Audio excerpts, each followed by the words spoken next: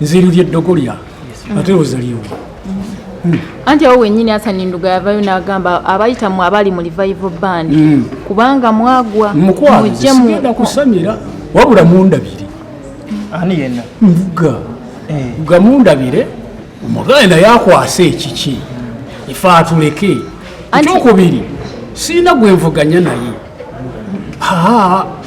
sirina mubetwalirabo mu revival gwenvuganya naye buli omu alina eppeesa lyakola ki lyanyega eryanga ayinza okuliraba nga fu obanga siina makulu naye ze musabira mukisa era mumuwulira gyali w'amaanyi naye agende mu maaso naye ze sijja kukola kyakola awo nyine weyagambira nti abali mu revival agenda tegeka ekivulu abayite mujje muyimbe abawe ku maanyi sisobola gaana kugenda kuyimbira Nduga naye bwe mubaamu okusamira sijja kuyimba sho njagala she ziri nnomu omuntu ampite ngende nkole ki ekyokubiri tuleme okudda wansi mu nsi okwewaana mbu tulina amaanyi waliyo alina amaanyi nno bamuyita Allah subhanahu wa taala tulina Katonda okitegeera nze omuntu ennyo eyeewaana mbu alina lubaala asamira nnyo akuŋŋaanye ab'omu lubaga asamirire nze nfe bw'abanga w'amaanyi mukuŋŋaanye abalogo b'emu lubaga abasamize bansamire wiiki emu nfe Katonda yasalawo okufa kwange oba weddi oba sikola ki so temuntiisatiisa nakusamira naye gwe olina amaanyi olwala ne ku birthday bakuwadde ebirabo weebiti anti ekyo kyenkugambye nti nze saamaze kunyeenya nsaasi saamaze kuloga okufuna ebyuma ebyo ate nga 2023 2022 era bampa emmotoka waliwo naye sambala kunyeenya nsaasi omuntu basobola omwagala ng'aliko feva ya Katonda Asazi oli ku kina kusi ennaku nkyaliyo ewa manager wa yes mukyali mwene butereevu era nabbi Bright Muyingo okutumirako tabaawo olw'ensonga nti event zino nzitegeka lwasabisa saavisi abamu bali bagamba mwayowo tubeerayo nnyo era kizibu nnyo obutamulaba olunaku ne luziba nga siri naye lwesiba naye luba lwakusatu nga lwa Sunday aba ne saavisi tugambe naye akontributinzeeko ku kimu kiyinza gamba nti takontributinzeeko kubanga ayina kyanyamba nze okuba omukkakkamu okulowooza menyu isobola okugamba mbu ye takola naye ayina naye wanteeka nembeera mukkakkamu mu birowoozo naye mba nga sipressuringa na bintu birala Umaru eno bandi gye wakoze tugambe engeri revival bandi gye yavaawo neegwa nti oyita abaana ba revival bandi bakomewo kuba balyaga bajati Madiina bali eyo mu kyalo Madiina ndi naye Madiina nkola naye era kirina show yonna gye nkola nga taliiko lwakuba kati tazze lwakuba mugonvu naye wamulabako ebintu byange abibeeramu naye nkola naye sikaka muyimbi wa revival kujja oli abawaddembe okundabamu omuwendo nolaba nti alina kyasobola okungattako najja naye abasinga bo balowooza nti tosobola kaka muntu nti jangu Umaru nga gwe abadde mu bandi ez'enjawulo revival bandi okoze ne bandi kati okoze ne bandi olowooza kiki ekisuula bandi ekitagenda kusuulayo omuntu kyeyandyewaze bw'obanga onookola bandi weewala baganza abasinga baganza abaana bw'oganza abaana ekitiibwa kikuggwamu naaba nga takyakuwulira okakkana nga munyigaganye ng'oli ayawudde naawe n'oyawula ekyokulala abayimbi balina ezzalawu omuyimbi bw'akubayo oluyimba lumu ganze bwe nakuba kanyenye ng'akade abalowooza Uganda yiye ezo ennyimba ziggwawo ate noddayo ku dawuni wabula kyolina okukola weekuumira mu bantu kakati gwe osobola okuŋŋamba nti siri wa kabi era abantu bange bano bo tebamanyi ti siri waki nti siri wa kabi kati oba olina okubanga okolagana bulungi n'abantu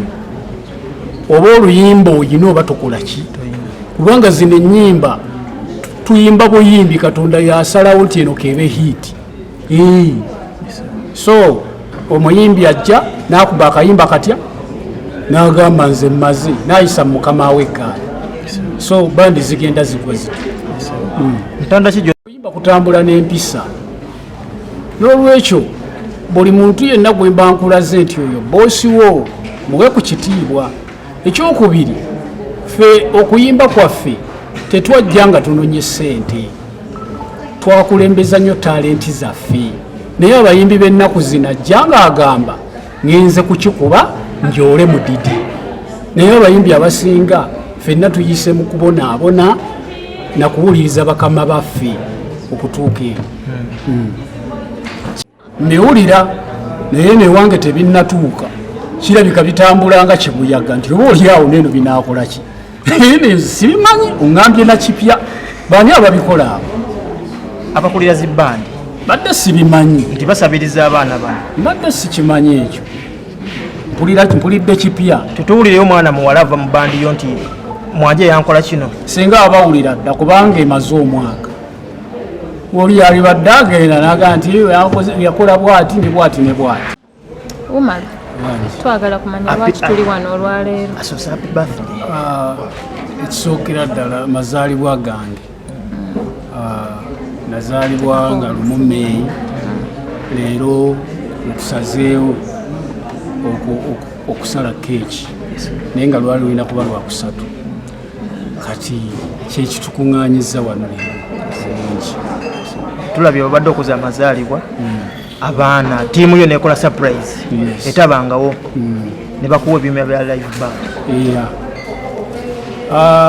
Ttiimu yange banjagala nnyo okukirawo era walaba 223 bampa emmotoka Ebwayise ojjukira bulungi. naye nga motoka gye bakuwa ekyaliwo wagitunda olw'embeera. Weeri olw'embeera ki bwontunulira bwoti olaba nga ndi bubi.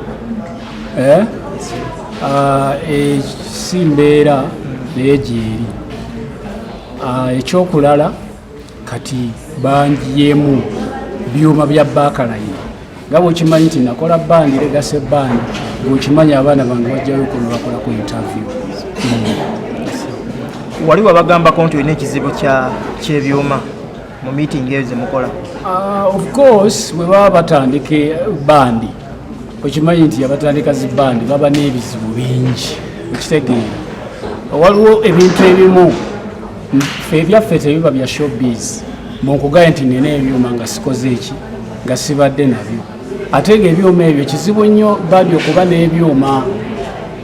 Naliko ne mu bandi emu nga bandi ebyuma byonna epangisa biki bipangise. Bandi ki? Revival of course twabipangisanga Corona likakooza. Naye kati bandi bweba efunye ebyuma ebisookerwako ng'ebyo eba esakisidi ate nga tetunnakolera myaka mingi kubanga twakamala mwaka gumu. Ttiimu yo erimu abantu bameka? Mulimu abantu 4. mu kubalira okukuwa ebyuma bya ssente nga meka? Basonze obukadde 8 bo bwe baŋŋambye ne bagulako bya bukadde 7 akakadde ne kakola ku bintu ebirala. Obadde ofuna emirimu nga opangisa naawe ebyuma? Yes, emirimu mbadde njifuna naye ng'ebyuma ekisinga kubipangisa. Ogambye nti oyina bandi era erimu abayimbi. Okubeezaawo bandi kizibu, kiri expensive. Essente zino zibeezaawo abaana okubaliisa obasasulira ssente z'ennyimba ozijjawa? Nsapootingibwako nina ba sponsors bangi. Kati bw'ogattako ne ttiimu Umaru Mwanje, bw'ogattako ne mu Island waliwo gwe tukwasaganya naye awo ekintu ne Redemption Studio. Kati bwe twegatta bwe tuti ne tubakolamu abaana omulimu. Era mu bandi yange okimanyi bulungi mwe muli Najati Madiina bibuuza. Kati oluusi bwe tuba tukola tupangisayo abayimbi nga bakkapo ne bajja ne batuyambako. Umaru, tugambe omuziki waguvuddemu gwe n'ogamba kookole bandi nga music agaanye. Ate tosobola kukola bandi nga music agaanye. Okitegeera. Bw'okola bandi oba kiba kitegeeza ogenda kwongera ku industry. Ffe twakola dda mukwano. Nakuba oluyimba omwana wa musajja lwatandika nalukuba 2012. 2024 luyimba lwe basinza okukolera ku speech day. Okyamanja ki? Ne bwe naaba nfudde lusigala lulikola ki? Simba bubblegum. Kitegedde? Kubaana ebiina by'obogambye baana ki abatutumuseemu ko bogamba nti ono nono ensi ebategeddeko? Abaana tuzimba bazimbe nga bulaba kintu kya mwaka gumu kati tusobola omuntu ekikula mangu kufa mangu tulina bazimba mpola mpola ate bayige ngendo balaga omuntu nga nammwe mukakasiza ddala nti omuntu akoze eki naye bwe tunaapapapapa ebyo tujja kuleeta n'ebitali bituufu. Umaru banzi nyingi zibaddewo ne zigwa ne Giovanni Luzinde ennaku ezo yaleeta bani naye tetumanyi gye yakoma. Oyina assurance kinti eyegenda kusurvivinga ebeerewo?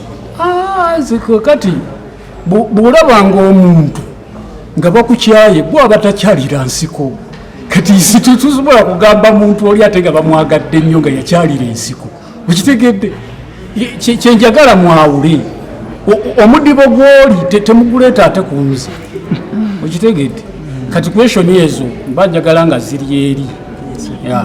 Obadde oyogera mu speech yo n'ogamba nti waliwo abalona bandiyo tebagala ebeerewo ate kisinze ndowooza abayimbi banno. Nze sijja kugamba nti waliwo omuyimbi ow'amaanyi annwanyisa. Abagezaako temubamanyi era n'obudde sijja bubawa kyobamenyeyo erinnya kubanga tebamanyiddwa just babeera bapalapase babeera eyo nga balowooza omusajja ono katugire bwe tuti oba anaakola ki so siinaayo muyimbi nze gwe ninako mpalana. Umaru ovuddeyo n'ogamba nti nno neweewaana obulogo mwabayimbi muli balugo sooka olambulule ku nsonga eyo. Kati okujjako oyagala nkulagirire mu ssawo nze buli omu ayina endoga ye nsobola okuba nfakamira ku musaala ekiro nze endoga kiro saawa 9 nsaaleera akabiri toloza ndogerawa era naawe amagezi genkuwa andi atali bw'oba ng'ogenze zuukukako ekiro osabe osaaleyo laakabiri nze liryo eddogo lyange ate ozaliwo. Anti awo wennyini Hassan Nduga yavayo n'agamba abayitamu abali mu revival band kubanga mwagwa mukwazi sigenda kusamira wabula mundabire. Ani yenna? Mvuga mundabire omugale naye akwase ekiki ife atuleke ekyokubiri sirina gwe nvuganya naye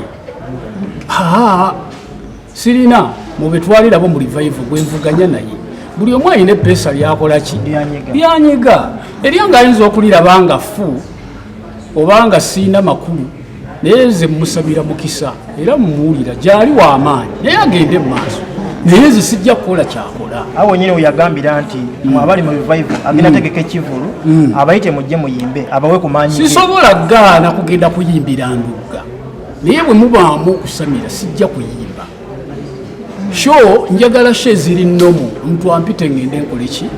Ekyokubiri tuleme okudda wansi mu nsi okwewaana mbu tulina amaanyi waliyo alina amaanyi nno bamuyita Allah subhanahu wa taala tulina Katonda okitegeera. Nze omuntu ennyo eyeewaana mbu ayina lubaala asamira nnyo akuŋŋaanye ab'omu lubaga asamirire nze nfe bw'abanga w'amaanyi mukuŋŋaanye abalogo b'emu lubaga abasamize bansamire wiiki emu nfe Katonda yasalawo okufa kwange oba weddi oba sikola ki so temuntiisatiisa na kusamira naye gwe olina amaanyi olwala ne ku birthday bakuwadde ebirabo weebiti anti ekyo kyenkugambye nti nze saamaze kunyeenya nsaasi saamaze kuloga okufuna ebyuma ebyo ate nga 2023 2022 era bampa emmotoka waliwo naye sambala kunyeenya nsaasi omuntu basobola omwagala ng'aliko feva ya Katonda.